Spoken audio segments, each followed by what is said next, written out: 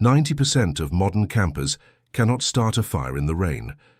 Not because the wood is wet, not because the weather is too cold, not because they lack gear or lighters or expensive fire starters. They cannot start a wet fire because they never learned the truth.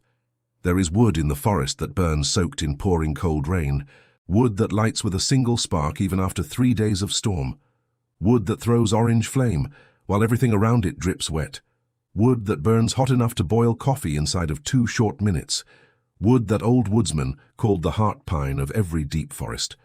The modern name is fatwood. The old camp name was rich pine heart. It grows inside every dying pine stump across North America today. It is free. It is everywhere. And almost nobody in camp knows it. The outdoor industry sells you wet fire cubes for $10 each, while the same firepower waits inside every pine stump for free.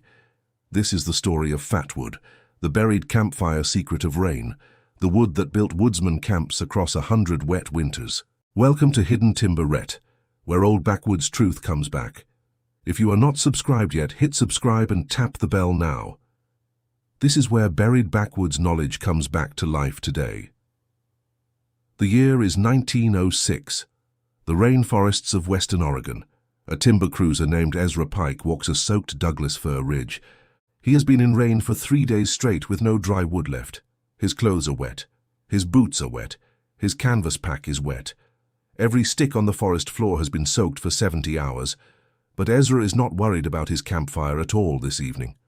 He walks to a dead pine stump, leaning crooked beside a wet creek. He pulls his belt knife and cuts a deep notch into the old wood. Underneath the rotten outer bark, the wood glows a bright amber. It smells sharp like turpentine and old woodsman camp memories. That bright amber wood is fatwood, heavy with cold pine resin. Ezra shaves a small pile of curls onto a flat, wet river stone. One spark from his flint steel and the curls catch fire instantly.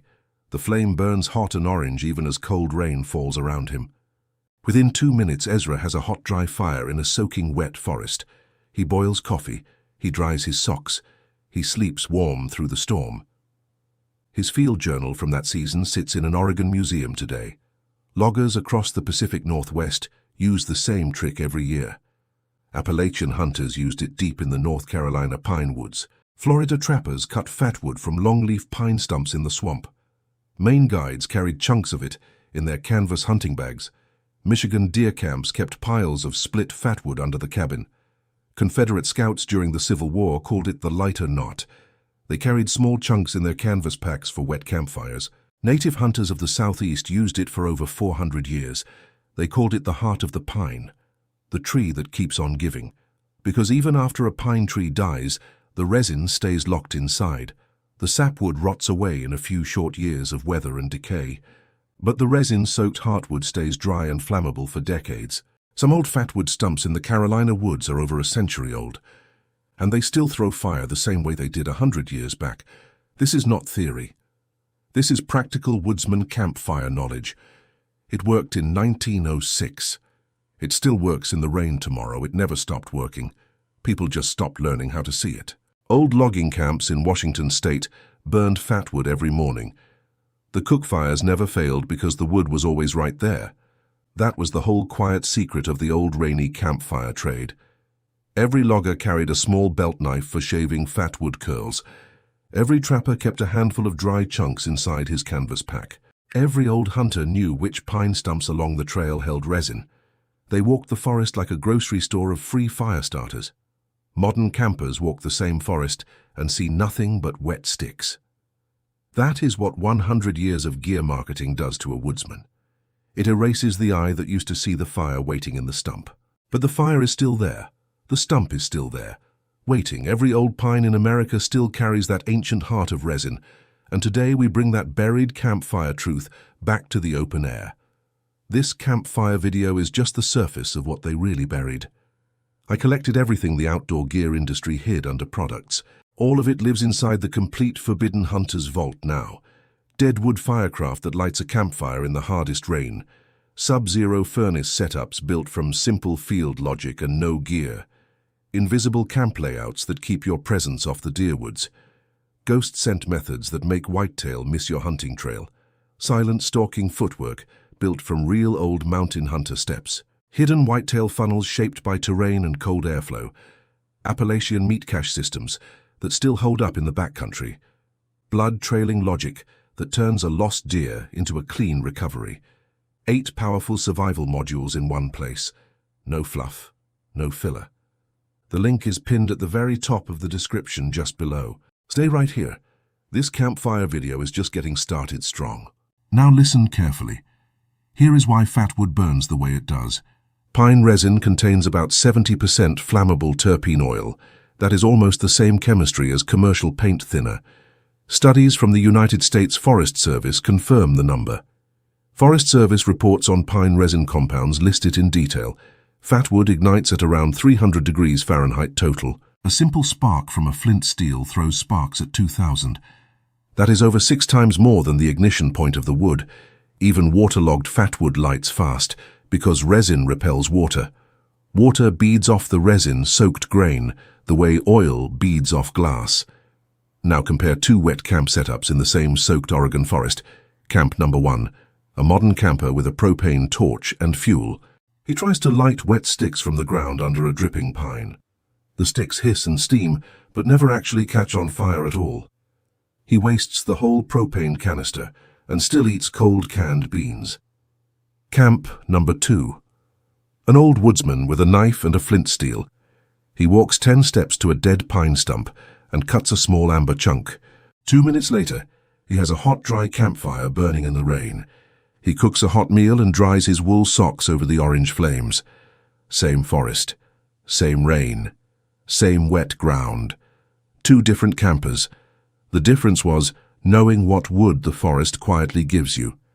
A study from the University of Georgia Forestry School confirms it. Fatwood burns twice as long and twice as hot as regular split pine. Bushcraft instructor Kochanski wrote about it for 4 decades. He called fatwood the single best natural fire starter on the planet. Dave Canterbury of the Pathfinder School teaches the same principle. Every serious woodsman of the last 100 years knew this secret, and almost none of them learned it from a modern outdoor store. They learned it from old loggers and hunters who walked the woods. If you made it this far, you already know more about wet campfires than most modern campers will ever learn from any outdoor store. Subscribe and share this campfire video with anyone who still cares about real woodsman knowledge over expensive camping gear on shelves. Remember, the full vault link is pinned at the top of description. Now stay with me. The next part matters even more than this does. So why does almost nobody teach fatwood in modern outdoor stores? Why did this buried campfire knowledge disappear from the shelves? The outdoor gear industry makes billions on fire starter products.